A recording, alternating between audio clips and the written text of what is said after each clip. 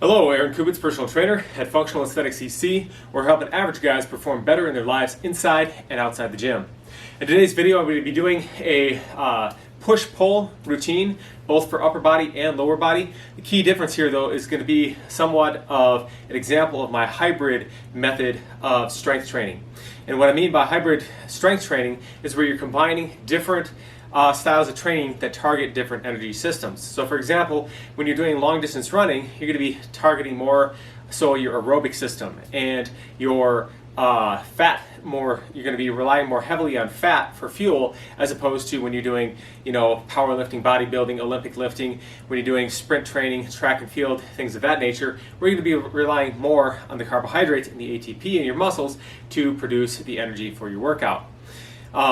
So what I've discovered is that by blending these different styles together, you can optimize all the positive sides of these different kinds of training while minimizing any potential negative or areas where there are weak in. So for example, with running, it's really, you're going to burn the most amount of calories and you're going to rely more heavily on burning fat for fuel, but in the process of doing that, your body is going to adapt to be able to go longer distances and stuff by decreasing your muscle mass and increasing the efficiency whereby it stores and conserves fuel so that you can go longer, right?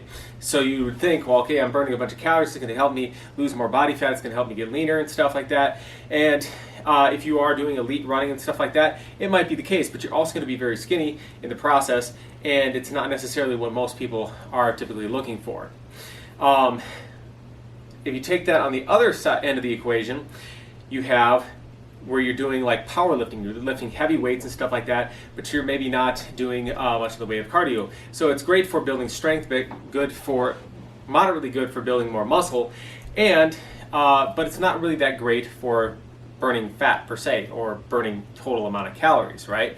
If you keep your calories really low, you might be able to stay relatively lean doing a powerlifting program, but it's maybe not the best for that. Then if you go to things like power training, so sprint training, Olympic lifting, and things like this is probably one of the areas where you can get probably the best bang for your buck. You get a combination of both maintaining your lean muscle, maximizing calorie burn and fat burn at the same time. And this is why a lot of Olympic lifters actually are quite lean, athletic, strong, unless of course you're getting into those higher weight classes and stuff, and they just have to be heavier just to move those huge weights that they're moving. Okay, so what I decided to do is kind of blend all these together. So in this workout here, it's not it was a well thought out program. It just ended up being what I was doing that day, but it's a good way to kind of showcase what a hybrid workout might look like. So you're going to have the strength phase where you're working on exercises, your compound movements like your squats or bench presses, deadlifts, things of that nature, where you can move more weight, so they're optimal for developing more maximal strength, right? Then you can superset that with power movements where you're using a little bit less weight, but you're moving a lot more quickly with that weight. And then the third phase would be to do something where you're working on hypertrophy, or more typical like isolation bodybuilding type movements, biceps curls, triceps, shoulder accessory work, even some machine exercises maybe for your legs. You can do that kind of stuff, right? And then finishing it all off with maybe a cool down mobility sort of work. So in this particular workout, I started out with doing some split squats and then go into deadlifts, and then I have some other power movements following that, and then some hypertrophy work. All right, so I won't give away what's in the video. I'll let you sit back and watch the video. Without further ado, we'll get into the video, and I will see you all on the flip side.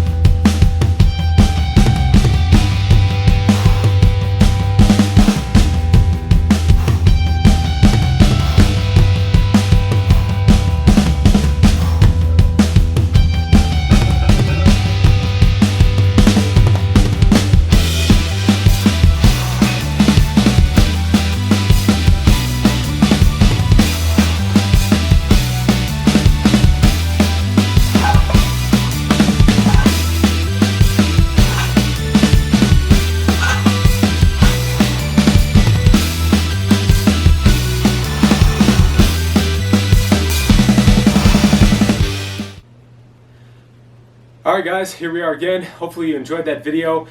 Pretty straightforward in there, but I am going to point out a couple different things. So you could have, instead of doing like the split squats, you could have done squats and then done the deadlifts on the other side of that. The reason why I like the split squats is that even though they are kind of a pushing movement and you are going to be using a lot of your quadriceps in that movement, you are, because of that more stretched out position, at the bottom of it you're also going to be utilizing more of your glutes, which is a good accessory exercise to go along with your deadlifts, because the deadlift also heavily uses the posterior chain and the glute muscles to help you lift that weight off the floor. So that is a good way to blend those two together. Then of course I had the kettlebell swing there to work on the power movement for the posterior chain. Now if I wanted to, I could have also done, done the split squats, done some jumping squats, done some deadlifts, and then done the kettlebell swings. Or I could have just done, and probably would have been a better idea than that, was to do the split squat, do the deadlift, do some jump squats, then the kettlebell swing, and that would be another way to do it as well. Obviously then I went into just some regular biceps curls, tricep extensions. That would be more your hypertrophy work to work on building up those accessory muscles. You're going to be, if you are really short on time, you don't really need to do any of those smaller muscle groups per se. I would focus always doing on the compound movements, and then if you have time, add in extra, isolation work at the end of it and stuff.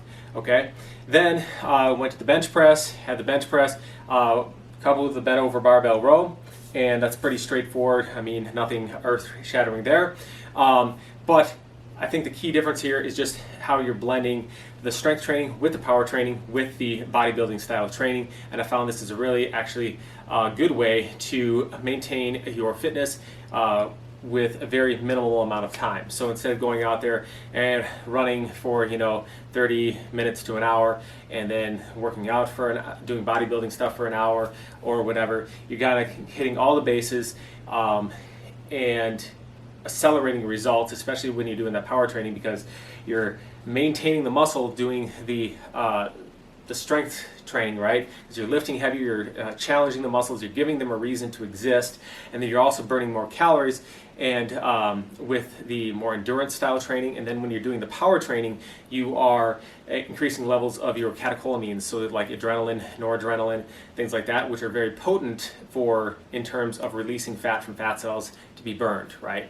And so then once they're released from the fat cells, a lot of times they'll just kind of float around in your system. This is why sometimes if you do like high intensity interval training or you're doing sprint training, it's really good for burning that visceral fat. You'll release that fat from the fat cells, it'll go into your bloodstream, but then if you just go sit down and you eat something like that, fat all just gets deposited back in the cells. So a way to get around that is actually to do that heavy lifting, do that sprint training, and then go do maybe do like a walk or a jog or something like that, low intensity form of exercise after you are done with that other exercise, and that will help mop up all that fat that is floating around in the bloodstream so that it doesn't get redeposited back in the fat cells. Alright guys, if you enjoyed this video, if you found it helpful, if you found it interesting, or you might like to see more content related to nutrition for fitness, nutrition for fat loss, workout tips, workout vlogs kind of like this, also tips on how you can prevent or work around injuries if you happen to get them. And one of the reasons why a lot of people get injuries is just because of muscular imbalances. So also how to structure your workouts such that you are avoiding those muscular imbalances in the first place. If you like that kind of content, if you would like to learn how to maybe train more as a hybrid athlete where you can excel both in endurance and strength training activities, then consider giving this channel a follow by hitting that button in the lower right hand corner of the screen. Hit the like button if you like the video, and we'll see you all next time for more health and fitness related information. Thanks guys for watching.